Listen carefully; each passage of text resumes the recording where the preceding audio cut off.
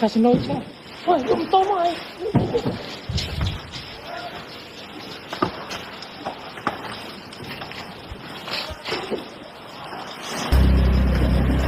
con nó làm đi con à ô mơ ra nó con không che thôi được rồi để Vinh đi che ơi có đây nè che ơi ôi ra bỏ đấy che ơi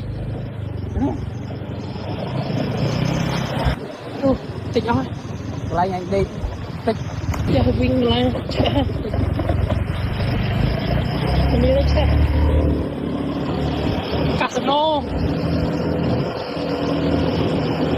casino che rồi giật tròn vậy